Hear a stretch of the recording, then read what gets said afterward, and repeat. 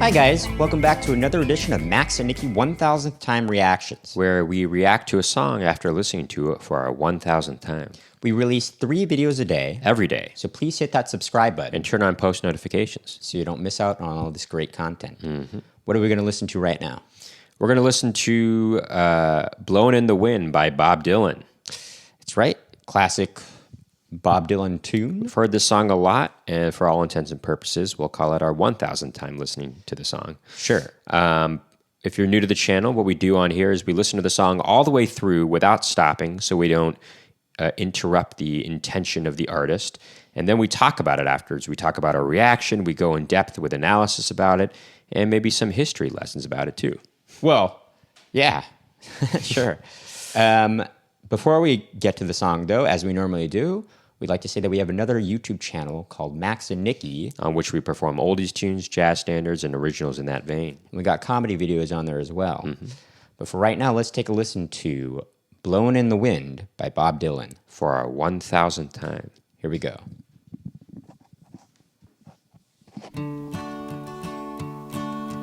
How many roads must a man walk down before you call him a man? How many seas must the white dove sail before she sleeps in the sand? Yes, and how many times must the cannonballs fly before they're forever banned? The answer, my friend, is blowing in the wind. The answer is blowing in the wind.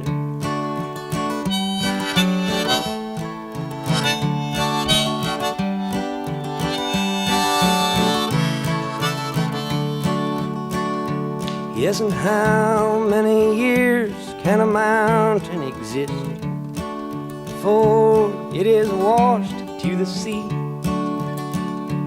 Yes, and how many years can some people exist before they're allowed to be free? Yes, and how many times can a man turn his head and pretend that he just doesn't see?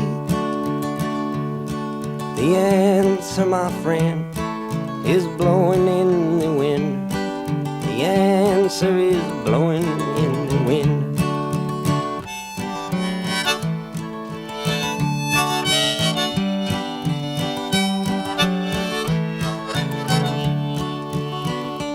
Yes, and how many times must a man look up before he can see the sky?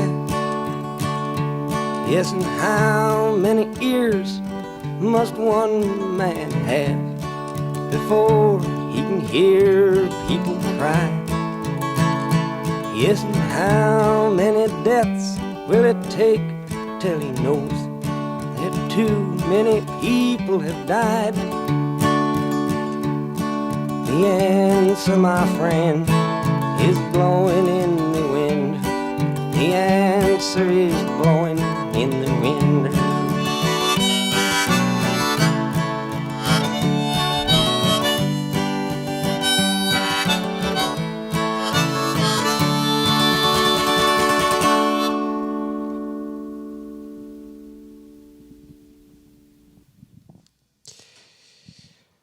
Classic. It's a very poetic thoughtful song.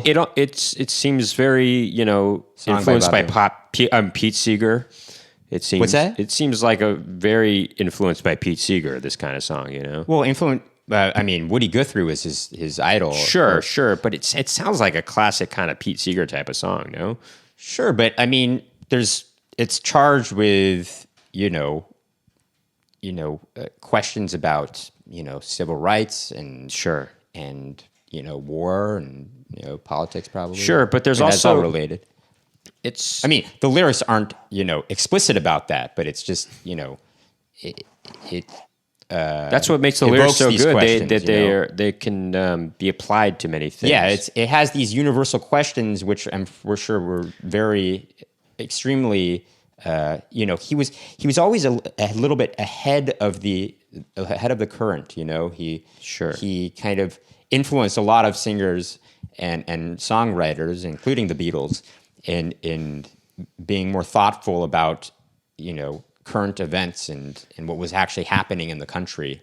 It's actually In the world, interesting. The lyrics are interesting that he keeps saying yes and how many, da, da, da, da, da, and then yes and he keeps saying yes and.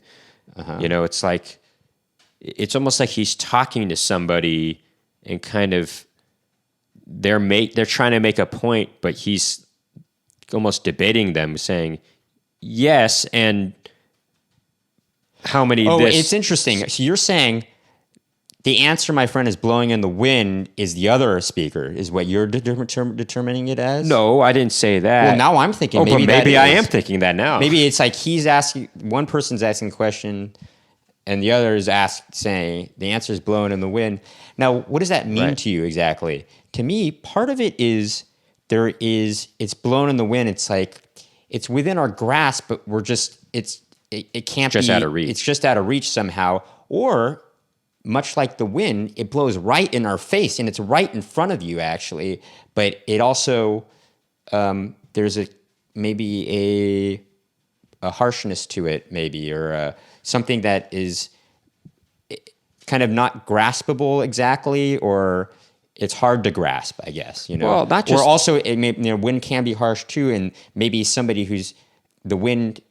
I mean, maybe the answer is hard to deal with, actually. Well, even though it's right in front of you. But those are very good and acceptable ways of interpreting it. Sometimes I think "blown in the wind" is like it's blown in the wind that it keeps going with the current.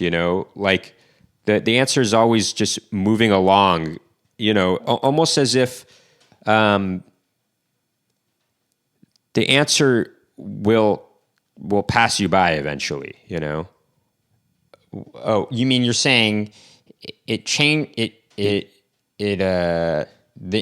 answer is ever evolving? Is that what kind you're of, yeah, but it's also it's blown in the wind. It'll eventually get to us, it kind of lies within our future in a way. Oh, I see what you're saying. Like it'll that. eventually get to you, yeah.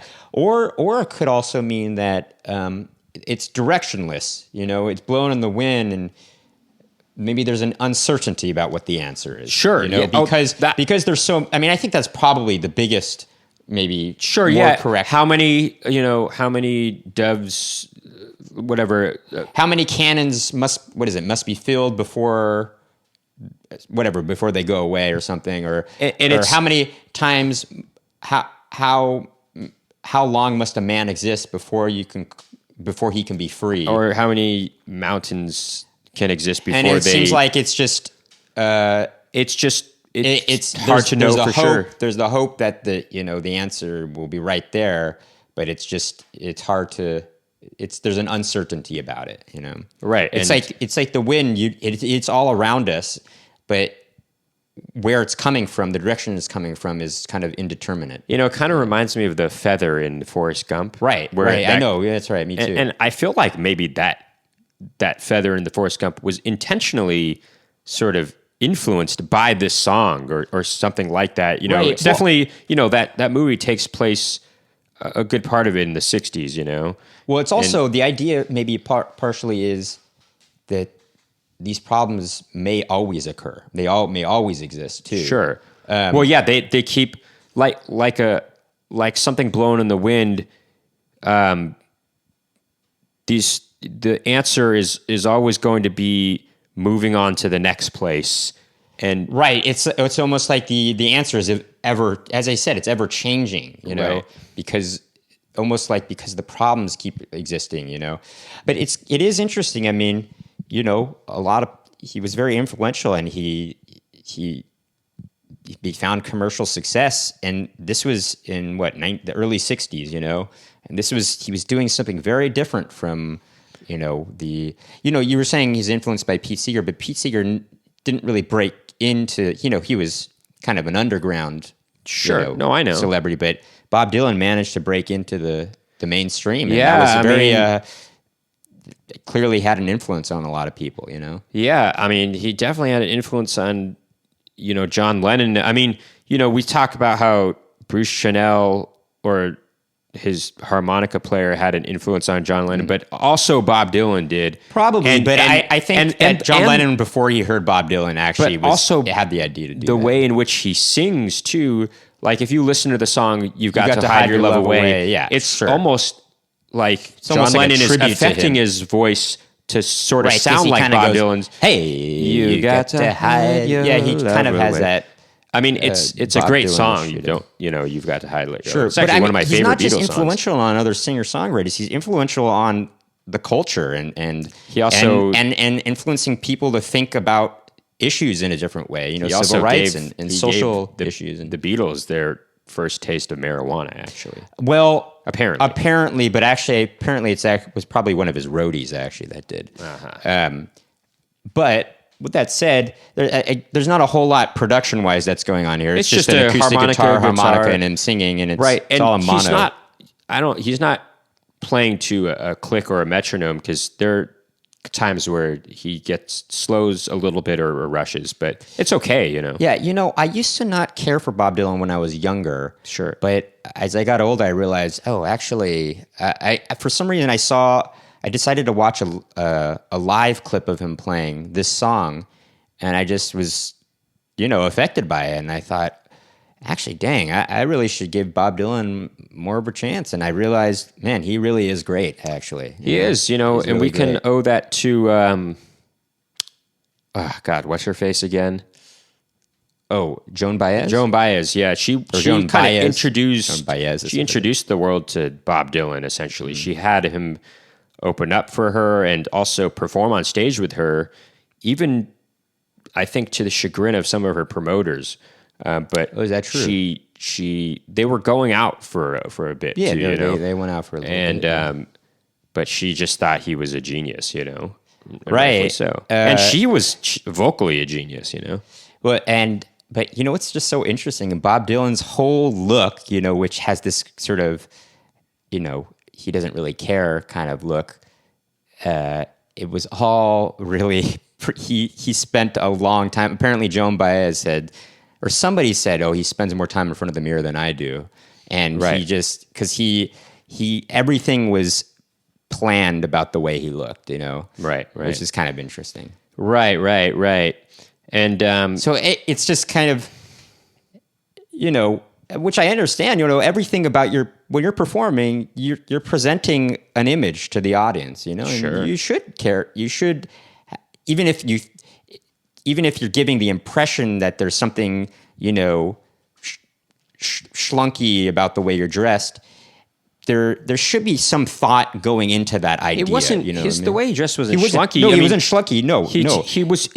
It just was it was casual. It was casual, but he had the sunglasses too, and Well, no, that was later Bob Dylan. That was a Sure. later Bob Dylan look. That was 1965. That came with, Highway 61 Revisited. sure, but his look, it was more casual than sort of your kind of suit and tie wear, I guess.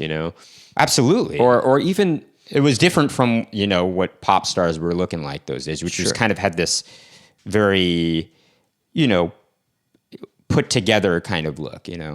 sure. Anyway, I think we discussed his looks. This quite song enough, is great, and it's poetry and set to music, essentially. Sure. Well, there's a reason he won the Nobel Prize for poetry, I believe, in literature, right? Or or- literature. I don't know. think I don't know that's what it is. exactly what it's for. But anyway, that's going to do it for this reaction video. If you like what you heard and saw today, make sure to hit that subscribe button and turn on post notifications so you don't miss out on future Max and Nicky reaction videos. Please keep tuning in.